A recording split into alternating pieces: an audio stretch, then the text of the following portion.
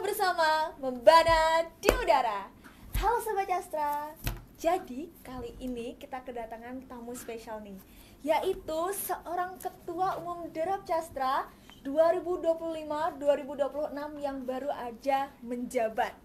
Langsung aja kita sambut Ananda Frida Ramadhani. Halo semuanya, kenalin, aku Ananda Frida Ramadhani, biasa dipanggil Frida, sebagai Ketua Umum Derap Castra periode 2025-2026. Wow. Nah, ini kan karena Frida ini baru aja dijabat ya. Jadi ini ada sedikit kepo-kepo tentang Ketua Umum Derap Castra. Ini Frida bisa nggak ya ceritain sedikit tentang seorang Frida? Oke, jadi aku itu orangnya, kalau kalian bisa lihat di kamera nih ya, yang pertama kalian kalau lihat aku pasti rambutnya keriting, ya kan? Terus abis itu banyak yapping. Nah, tapi di sini aku bakal bahas gimana sih aku waktu di SMA ini ya, Kai.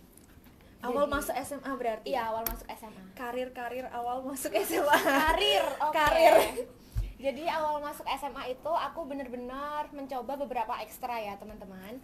Karena aku pikir aku tuh bakal berubah di SMA ini. Karena waktu dulu di SMP aku tuh orangnya yang berbeda di SMA. Jadi kalau di SMA ini aku tuh jadi gampang kayak komunikasi ke orang lain. Karena kalau waktu SMP itu aku sempat gak pede kalau ngomong di depan orang banyak, jadi sempat takut gitu.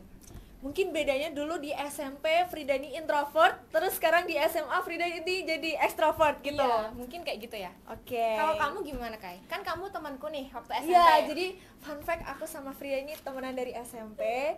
Jadi emang aku melihat ada sedikit perubahan dari Frida yang awalnya di SMP dia nih kayak kurang ikut apa-apa, maksudnya kegiatannya kurang terlalu banyak, terus masa SMA ini kegiatannya Frida banyak sekali. Lanjut, terus gimana sih awalnya kok Frida bisa masuk ke Derap Castra nih? Tiba-tiba ada di sini sekarang. Oke. Jadi waktu kelas 9 SMP ya, Kai, berarti itu aku kan punya teman kakak kelas. Nah, namanya tuh Kak Amanda. Dulu dia tuh Derap 2023. Jadi kalau temenan kan pasti follow-followan IG kan, Kai? Betul. Nah, dari aku follow-followan IG sama Kak Amanda itu, aku tuh lihat ekstra Derap di SMA 1 Pati. Nah, ekstranya tuh menurutku menarik banget karena kayak ada podcast gitu di sekolah yang menurutku di sekolah lain tuh belum ada. Maksudnya di sekolah di Pati ya. Jadi menurutku ini tuh kayak menarik banget ekstranya. Aku mau coba. Mungkin dari ekstra Derap ini nanti aku bisa berani ngomong di depan orang banyak. Jadi nggak grogi lagi, terus juga nggak takut lagi kalau ada ngomong di depan orang banyak. Lebih berani gitu ya. Dan emang bener-bener terbukti. Jadi setelah aku ikut Derap, aku kan kemarin sempat podcast 1 kali dengan Kak Casya itu, yang pas Kibra itu bener-bener berarti banget buat aku karena mulai dari situ aku tuh nggak terlalu takut lagi ngomong sama orang lain. Maksudnya kayak di depan orang banyak gitu, karena waktu awal kita ikut MC, Kai. Betul. Nah, itu kan ya masih kayak aku takut kalau bicara di orang lain. Jadi masih didorong terus sama Kayana buat ngomong di depan orang banyak. Masih perlu ada usaha ya, masih perlu ada dorongan. Berarti fun fact, Frida ini udah memantau Derap Castra ini udah dari SMP ya? Iya, benar. Dari sebelum masuk SMA. Karena bener-bener ekstranya kan kalau di Derap itu kan ada podcast, terus juga ada majalahnya. Dan yang di tahunnya Kak Amanda sama Kak Jessie itu Derap bener-bener terlihat, jadi kayak membuat aku tuh tertarik ikut ke Derap. Jadi tertarik gitu. Oke, tertarik gitu ya. Nah, terus apa sih motivasi utama sampai akhirnya berani maju jadi Ketua Umum Derap Castra? Itu lika-likunya banyak banget. Banyak sekali ya. Aku cerita dulu ini. Oh ya. Jadi waktu awal ada pemilihan ketua ekstra Derap itu, aku nggak mengajukan diri. Jadi aku tuh dipilih dengan kakak kelas dan juga pembina dari Derap. Tapi waktu itu aku menolak ya, Kai. Jadi aku kayaknya saya nggak bisa deh kalau jadi ketua ekstra Derap. Belum yakin ya, masih nolak ya. Karena juga bertabrakan dengan ekstra lain waktu itu. Tapi dari guru sempat kayak ngeyakinin bisa kok, nggak apa-apa, nanti dibantu dengan kakak-kakak kelas dan juga pembina. Tapi di situ aku tetap nolak nih, Kai. Kayak nanti pasti aku nggak bisa bagi waktu antara belajar dan ekstra kayak gitu. Masih kekeh nolak ya berarti. Terus gimana itu caranya kok bisa luluh? Selang beberapa minggu deh kayaknya, 1 minggu mungkin, itu aku berubah pikiran. Jadi aku coba hal baru aja ya, coba daftar jadi ketua derap. Akhirnya aku coba wawancara dengan Pak Yuca. Waktu itu ada yang sekarang jadi wakilku, itu Quinsa Okalina, teman kelasku juga. Jadi dulu aku itu seleksinya kemarin itu berdua, aku sama Quinsa itu diseleksi dengan Pak Yuca. Jadi ditanyain kayak, kamu di derap itu tuh menjabat jadi apa? Kebetulan aku dulu waktu di derap itu jabat jadi podcaster sama bendahara 2. Jadi Pak Yuca tanya nih kayak, derap tahun kemarin itu menurutmu kurangnya tuh di apa? Terus kalau bendahara pasti kan berkaitan dengan uang ya Kai. Jadi aku ditanya nih sama Pak Yuca kayak, kas derap ini berapa kayak gitu. Terus ditanyain seberapa siap kamu meluangkan waktumu untuk derap. Jadi kayak semisal waktu dulu derap itu kan kayak banyak banget yang dadakan. Jadi kayak dulu ada Kak saya di SMA 1 itu kan tanpa aba-aba ya. Jadi sebagai derap kamu itu harus siap kapanpun, tiba-tiba siapapun itu yang kamu podcast nanti itu kamu harus siap, gak boleh grogi kayak gitu. Berarti emang kayak mendadak gitu ya. Terus berarti awalnya nih Frida yang benar-benar kekeh banget nolak nggak mau jadi ketua, terus tiba-tiba dikasih hidayah nih ya sama Allah untuk diluluhkan hatinya untuk mau diwawancara dengan Pak Yuse. Terus selanjutnya pengalaman paling berkesan selama aktif di derap sebelum jadi ketua. Itu apa? Pengalamanku di derap sebelum jadi ketua tuh kan jadi podcaster nih. Nah, yang paling mengesankan menurutku ini paling tuh berkesan ya. Paling berkesan di aku tuh pas aku wawancara sama Kak Casya. Kenapa? Karena waktu aku wawancara sama Kak Casya itu aku tahu satu hal mengenai Paskibra. Ternyata kalau eval Paskibra itu ada guling-guling di tengah lapangan. Dan itu membuat aku tuh terkejut banget kayak bener-bener kaget ya. Gini. Terus aku juga dapat pengalaman pas waktu ada Kak saya itu kan ada di podcast di derap kan. Jadi sempat berbagi cerita tentang sama Kak saya itu sih. Jadi kayak sharing-sharing, terus Frida kaget sama sebuah fun fact yang ternyata kalau eval guling-guling. Iya, guling-guling di lapangan. Oke. Ini Frida kaget mau nyobain apa kayak gimana? Mau nyobain guling-guling? Nggak mau Kak, udahlah gini aja. Jadi derap aja yang ngomong di depan kamera tuh udah enak banget. Di studio ber-AC gitu ya. Terus tantangan apa yang pernah kamu hadapi dan gimana caranya Frida ngatasin itu? Mungkin tantangan di derap itu kan waktu aku jadi bendahara nih. Ya, itu tahu kan tantangannya apa? Resiko banget. Jadi bendahara tuh sangat amat beresiko karena dia memegang uang kan. Yang pertama itu susah bayar kas. Jadi ini yang di seluruh studio ini langsung mendengarkan, langsung gitu celing gitu ya. Jadi susah banget bayar kas, kayak harus ditarikin satu-satu di kelasnya baru mau bayar kas. Kalau enggak, biasanya aku itu nariknya waktu ada podcast. Jadi di studio aku nanti bawa buku kas terus aku tarik. Langsung nagih-nagih gitu ya? Nagih uang kas.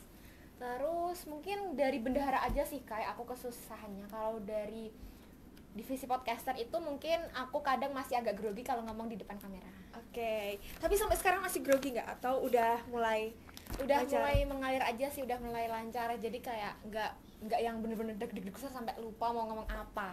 Jadi bisa kita simpulin teman-teman kalau Frida nih semenjak ikut derap itu dia tuh jadi lebih berani untuk ngomong di depan umum, betul? Betul. Terus menurut Frida, pelajaran terbesar apa dari pengalaman itu? Pelajaran terbesar dari tantanganku ini itu menurutku sabar. Karena kan waktu jadi bendahara kalau narikin kas, apalagi orangnya tuh hilang-hilangan gitu. Betul. Ya. Itu kan kita harus sabar, dan juga kalau jadi bendahara itu kan juga harus bertanggung jawab membawa uangnya, jadi jangan sampai hilang. Terus juga komunikasi antara bendahara 1 dan juga bendahara 2 itu emang harus benar-benar yang klop banget, karena kalau enggak nanti takutnya miskom, ada minus di dana atau malah kelebihan atau ada yang belum dicatat. Itu kan bener-bener riskan kan kalau soal uang. Resiko banget. Terus habis itu ini kita lanjut ke visi misi. Apa sih visi misinya Frida yang pengen Frida bawa selama masa kepengurusan ketua umum ini? Oke. Untuk visi misi itu intinya ya Kai, aku tuh pengen membawa derap ini menjadi lebih aktif lagi di periode kepengurusanku ini. Jadi derap itu kalau bisa ada podcast 1 bulan 2 kali. Kalau nggak ada 1 bulan 2 kali berarti 1 bulan tuh harus ada podcast 1 sama vlog 1. Karena kan apalagi di waktu dekat ini kan mau bulan bahasa, bulan Betul. Oktober. Jadi aku usahain nanti waktu bulan bahasa ini ada vlog derap dan juga podcast derap. Oke. Kayak gitu. Terus juga aku pengen membawa derap ini tuh lebih tampil lagi di luar sekolah. Jadi dengan cara kita mengikuti lomba-lomba. Jadi kan kalau di derap tuh kan ada jurnalistiknya itu kan. Nanti ada yang dari anggota tersebut ikut lomba di luar. Biasanya kan kalau universitas itu kan nyelenggarain lomba kayak lomba jurnalistik gitu kan Kai. Jadi biar derap itu nggak kelihatan di dalam sekolah aja, di luar sekolah juga kelihatan. Biar orang-orang ini juga terpukau ya dengan salah satu ekstrakurikuler yang ada di SMA Negeri 1 Pati ini. Terus program atau gebrakan baru apa yang paling pengen kamu wujudin di derap? Gebrakan baru yang pengen aku wujudin di derap itu podcast lesehan, guys. Podcast lesehan.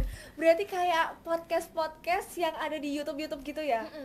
Jadi podcast lesehan itu nanti konsepnya itu kita duduk di bawah. Kalau ini kan kita duduk di kursi ini kan, 2 orang ini duduk di kursi terus ada meja yang segede ini. Nah, kalau di podcast lesehan nanti aku bakal usahain bakal ada kursi yang tau nggak sih kan kalau nah iya kursi kalau didudukin itu langsung kempes. Langsung kempes ya. Nah, kursi yang apa kayak butiran-butiran gitu ya. Butiran yang beanbag. Nah, iya itu. Terus nanti bakal ada meja kecil di tengah. Kenapa aku bisa kepikiran ini? Karena baru hari ini aku kepikiran podcast lesehan. Oh, sebenernya. Berarti fresh banget ya fresh ini gebrakannya. Jadi waktu kalau kemarin itu program kerjaku ya emang bener-bener mau buat derap itu rutin. Per bulan minimal ada 2 kayak gitu. Kalau bisa ya 3 itu lebih baik lagi. Terus juga ngeperbaikin feed IG derap yang masih kosong. Lanjut lagi ke yang podcast lesehan tadi ya kan. Jadi kenapa hari ini aku kok kepikiran nih podcast lesehan? Kenapa juga ada Kayana nih. Iya, karena kan tadi kita sekelas, terus kan tadi kita sempat ngobrol diskusi tentang derap.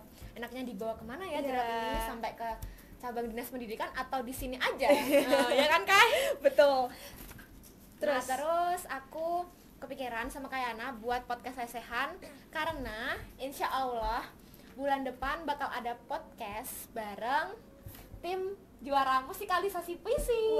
Karena kan kemarin habis menang terbaik juga kan teman-teman nasional. Jadi bener-bener yang prestasi yang baru anget banget nih di Semansa. Dan juga nanti kalau di podcast derap bakal anget juga nih temanya di derap karena ada podcast lesehan. Betul. Jadi podcast pertama lesehan derap. Nanti konsepnya lesehan biasa atau angkringan atau kantin mungkin atau kayak gimana? Mungkin kalau itu masih abu-abu ya Kai. Masih abu-abu. Kalau semisal bisa di studio bagian kanan kiri atau depan belakang, nanti kalau bisa di situ ya kita di situ. Kalau enggak nanti kita coba di luar. Kalau emang mumpuni dari segi properti di derap ini ya kita di luar. Tapi kayaknya kok yang paling mumpuni itu di dalam ya Kai. Mungkin nanti mungkin dikasih dekor-dekor dikit kali ya. Sudutnya di bedain. Kalau ini kan di depan TV, mungkin nanti besok bisa di sini, samping atau di belakang. Iya, tuh. Terus gimana cara ngajak anggota lain untuk ikut aktif nih sama Frida?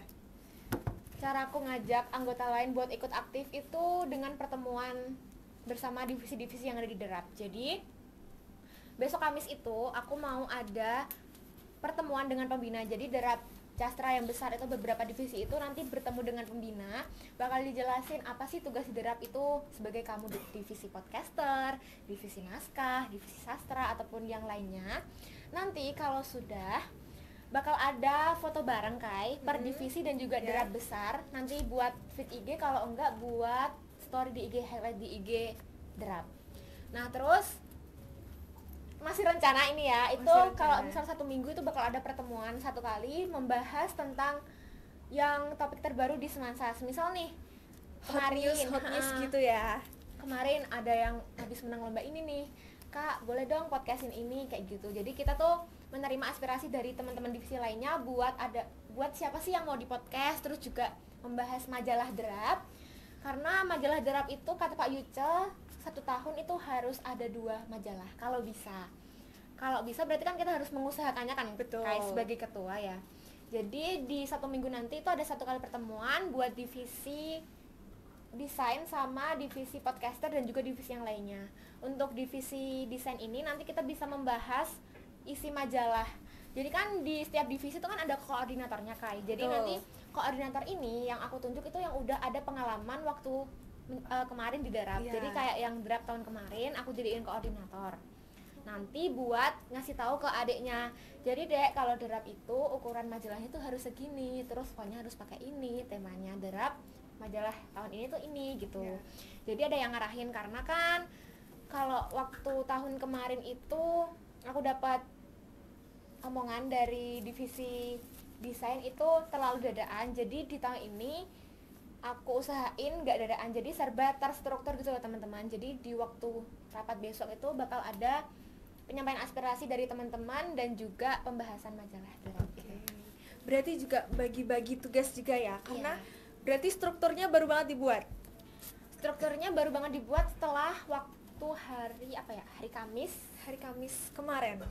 Minggu kemarin. 2 minggu yang lalu itu kan habis ada seleksi podcaster Kai. Betul. Jadi setelah itu kan udah ada yang dipilih jadi podcaster karena waktu kemarin Derap itu terlalu banyak yang daftar podcaster. Iya. Jadi kita perlu Tim-tim yang pilih, lain. karena tim-tim yang lain juga ada yang kekurangan, beberapa ada yang kekurangan orang, jadi kita taruh di divisi Oke. yang lain. Terus menurut Frida, seberapa penting pengalaman organisasi bagi pelajar?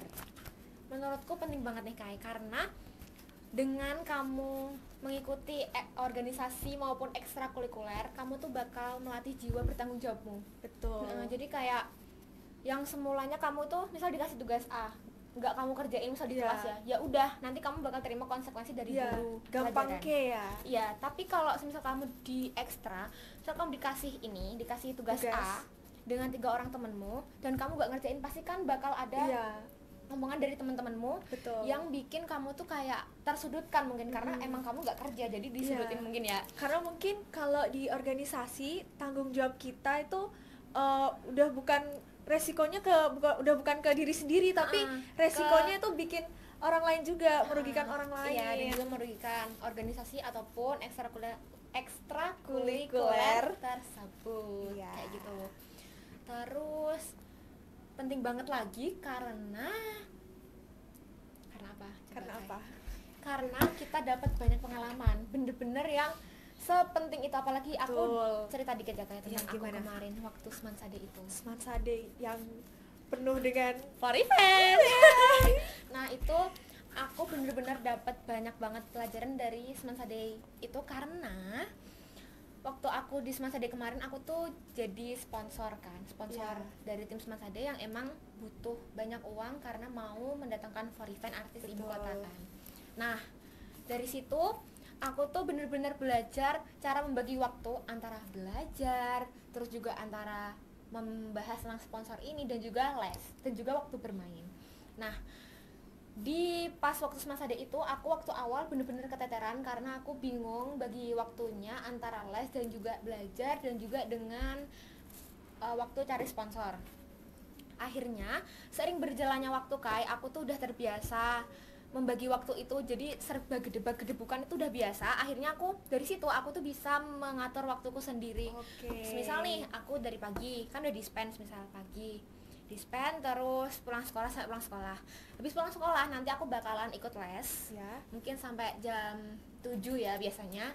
Terus aku pulang itu kan pasti ada PR yang harus dikerjain. Jadi aku juga ngerjain PR, terus juga ada sponsor yang harus didata dan juga ada urusan OSIS yang lainnya waktu Semansade. Jadi emang menurutku pengalaman berorganisasi itu bener-bener penting bagi kalian yang emang baru banget terjun di dunia organisasi waktu SMA ini.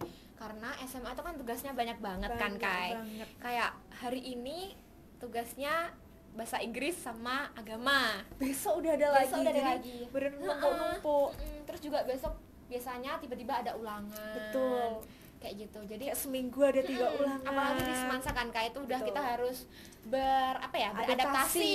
Ya, betul. Beradaptasi dengan apa ya namanya ini?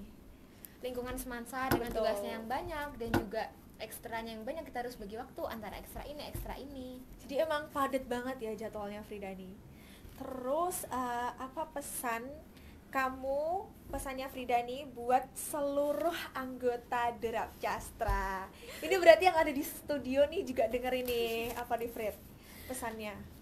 pesanku buat anggota Derap Castra itu, kalian harus apa ya, pintar-pintar kayak ngomunikasiin saran buat Derap. Jadi kalau misal aku tanya di grup nih, dengerin ya teman-teman ya. oke, dengerin ya ini yang baru mengatur-ngatur kamera ataupun Betul. ngetik-ngetik naskah ini.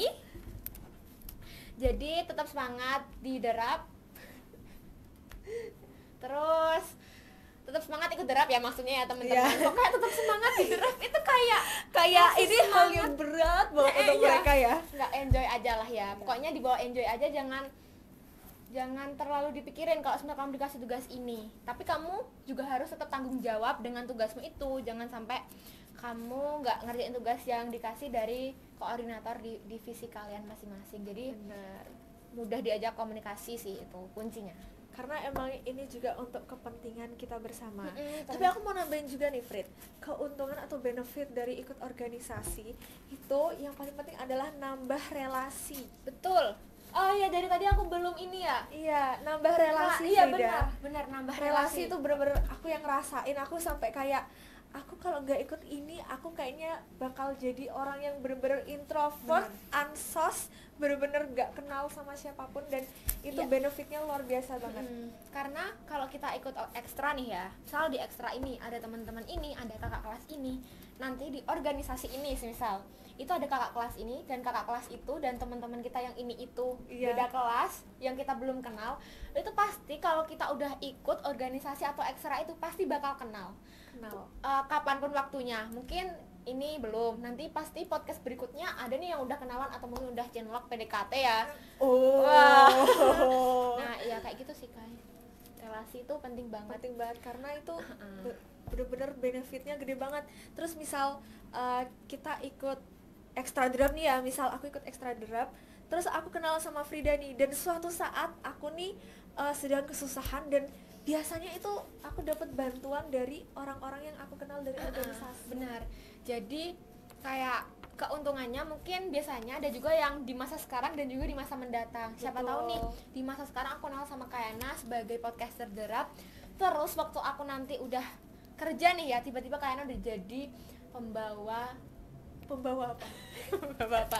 Pembawa apa? Pembawa Frit. itu loh berita. Oh. Nah, jadi siapa tahu kan Kay, Iya. nanti aku mau diliput atau atau dimanain. atau Frida lagi sakit ke rumah sakit, terus tiba-tiba aku udah jadi dokternya Iya, mungkin. bener. Terus tiba-tiba We never know, bener. guys. Jadi emang menurutku penting banget memperbanyak relasi di SMA ini. Dan juga kalau misal kalian punya, dan juga pintar-pintar milih teman Kai. Betul.